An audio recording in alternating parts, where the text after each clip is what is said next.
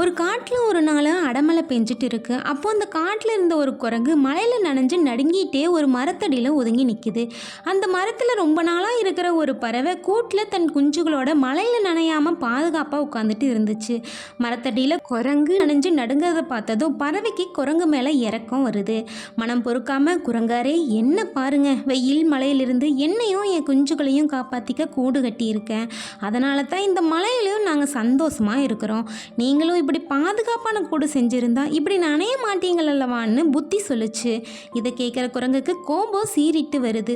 உன்னை விட நான் எவ்வளவு வலுவானவன், ஆனால் நீ எனக்கு புத்தி சொல்கிறியா? இப்போவே உன்னையும் உன் குஞ்சுகளையும் என்ன செய்கிறேன்னு பாருன்னு சொல்லி மரத்து மேலே வேகமாக ஏறி கூட்டை பிச்சு போட்டுருச்சு.